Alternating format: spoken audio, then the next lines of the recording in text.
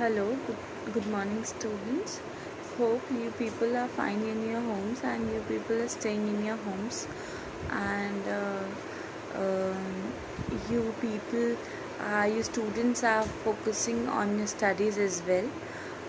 तो स्टूडेंट्स, हमने last time हम जो डिस्कस कर रहे थे, वो जो चैप्टर था वो था शिशु की देखभाल, यानी कि केयर ऑफ इन्फेंट. ठीक है, तो हम पेज नंबर 215 पे बात करेंगे. हम बच्चे की हाइट और वेट के बारे में ऑलरेडी डिस्कस कर चुके हैं. आज हम थर्ड टॉपिक जो है उसका दूध छुड़ाना, उसके बारे में डिस्कस करेंगे. ठीक है, देखिए दूध छुड़ाना क्या होता है कि ये हम सबको पता है कि जो मदर मिल्क होता है वो एक संपूर्ण आहार होता है, कंप्लीट फूड होता है, ये कंप्लीट न्यूट्रिशन होता है for a new born baby, है ना, टिल 1 ईयर. तो अगर कोई भी लेडी, अगर पहली बात तो ये कि हमें 6 महीने तक या 1 साल तक उसे अपना ही फीड कराना है. ठीक है, और फिर उसके बाद मदर मिल्क ही फीड कराना है.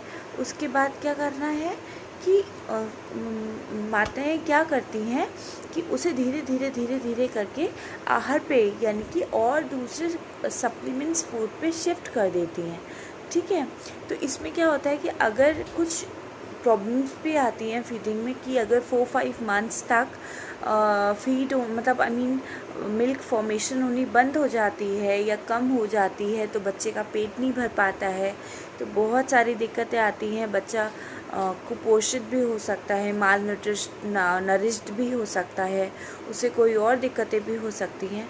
तो बहुत सारी चीज़ें ऐसी हैं जो हम अपनी रेगुलर लाइफ में, अगर हम मेडिकल लाइन की बात करें और जो प्राइमरी हेल्थ सेंटर्स होते हैं गांव में उनकी बात करें, तो ये सारी चीज़ें हमें पता होती हैं. वही सारी चीज़ें हम बुक्स में पढ़ रहे हैं.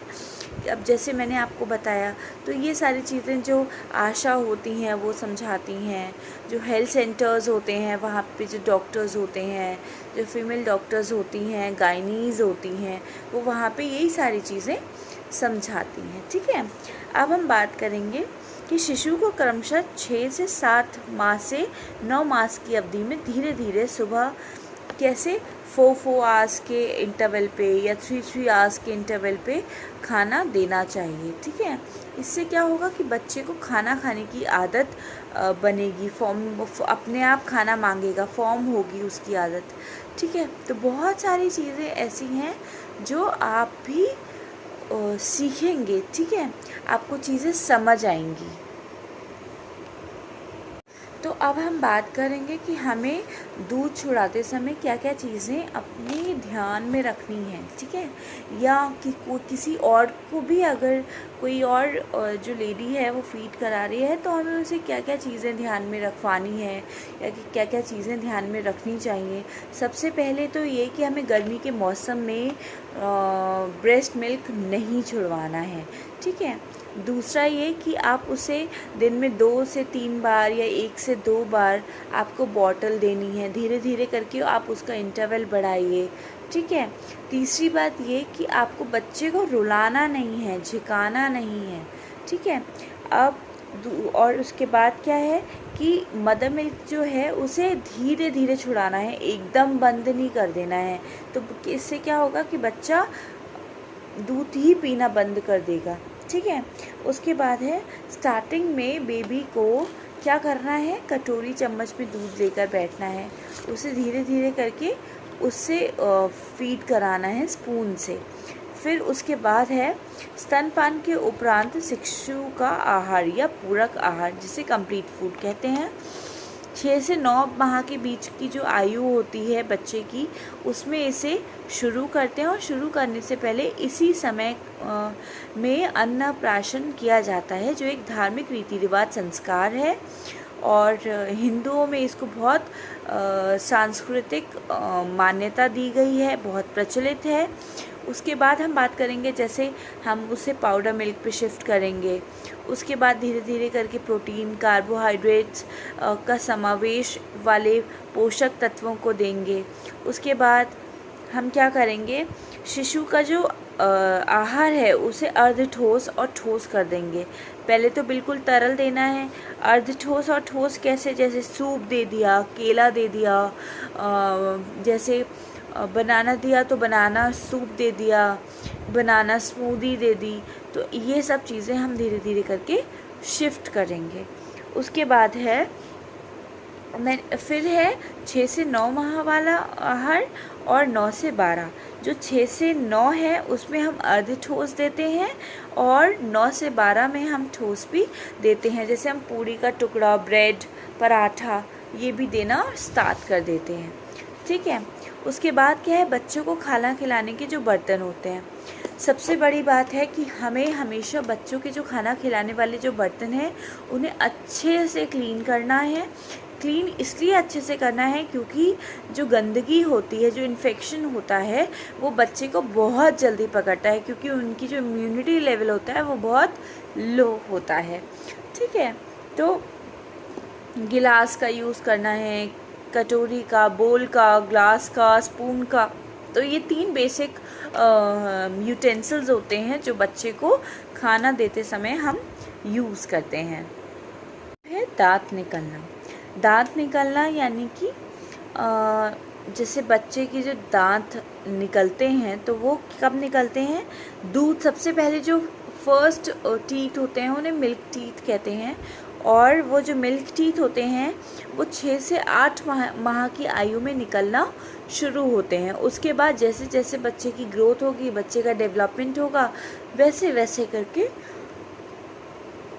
उसके दांत निकलने लगते हैं और लगभग 2 वर्ष तक आते आते उसके संपूर्ण दांत निकल चुके होते हैं। ठीक है। इनकी जो संख्या होती है वो 20 होती है और प्रत्येक बच्चे में दांत निकलने के समय में अंतर पाया जाता है, डिफरेंस होता है, परंतु दांत निकलने का क्रम सभी बच्चों में एक समान होता है, जो कि निम्न प्रकार है। उसके बाद है दांत निकलने से पहले दांतों के स्थान के मसूड़े फूल जाते हैं, जिसमें शिशु को पीड़ा होती है। मसूड़ों पर सुहागा पीसकर मल देना चाहिए तो उसकी इरिटेशन कम होती है। और हम B12 जो होम्योपैथिक टैबलेट्स आती हैं मीठी वाली, वो भी हम बच्चे को दे सकते हैं ताकि उसकी जो टीथिंग प्रॉब्लम है वो भी कम हो सके। उसके बाद है कि सबसे पहले नीचे के 2 दांत निकलते हैं और लगभग 2-3 माह बाद ऊपर के 4 दांत निकल आते हैं। ये 6 दांत लगभग 1 वर्ष में निकलते हैं और बीच में कई मास तक दांतों का निकलना बंद हो जाता है। इसके पश्चात नीचे के दांतों के दोनों और 2 दांत 4 दाने, 2 नीचे व 2 ऊपर निकलती हैं। दाने 1.5 वर्ष की आयु तक निकलती हैं। दूसरे वर्ष के अंत में ऊपर व नीचे की 4 कीलें निकल आती हैं और लगभग 2 वर्ष की आयु तक आखिरी की 4 दाने भी बाहर निकल आती हैं और पूरे 20 दांत निकल आते हैं और इन्हें अस्थायी दांत कहते हैं और इनके निकलने में 2 से 2.5 वर्ष का समय लगता है।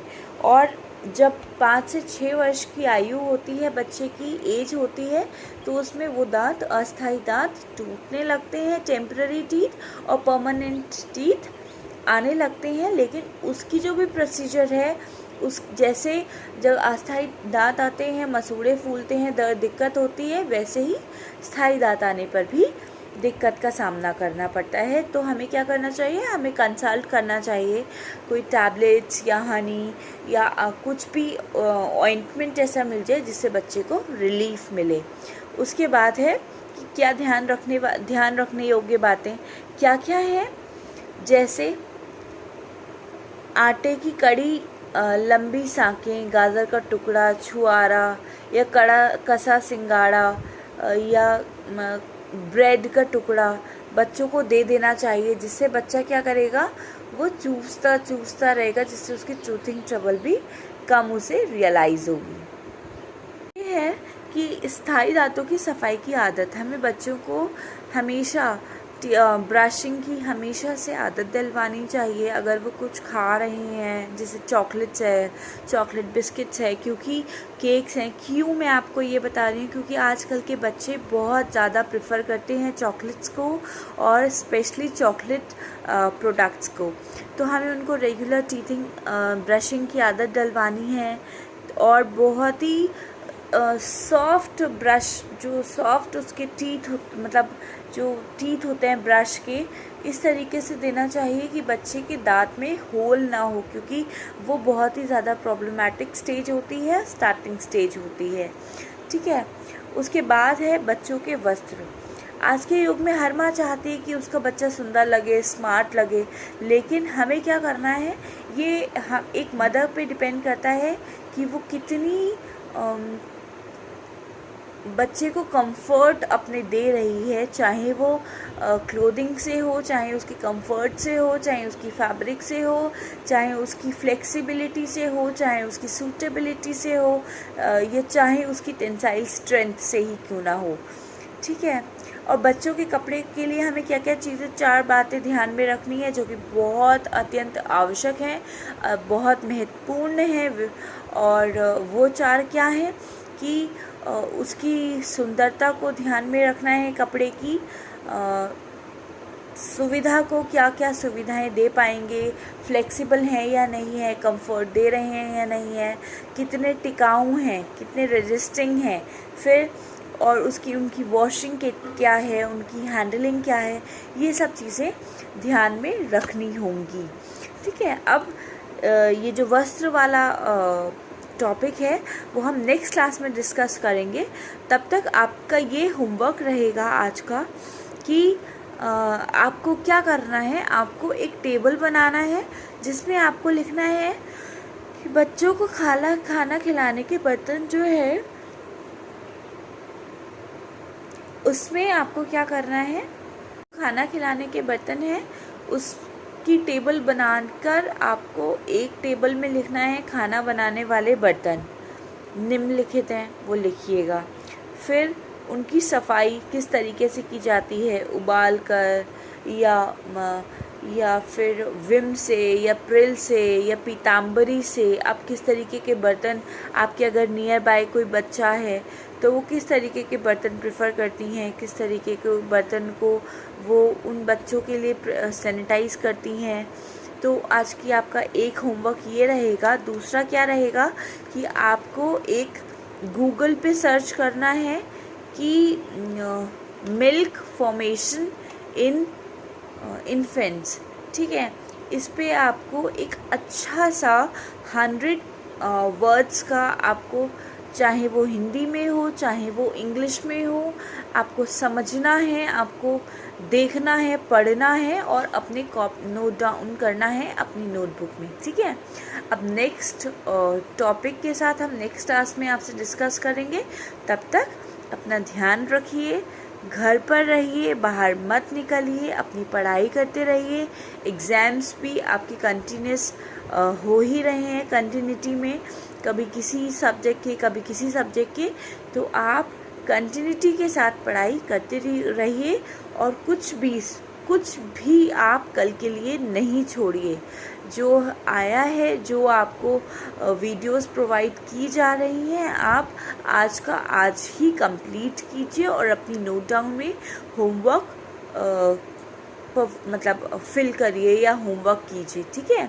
अब हम नेक्स्ट क्लास में मिलेंगे, तब तक अपना ध्यान रखिए। Take care, bye bye.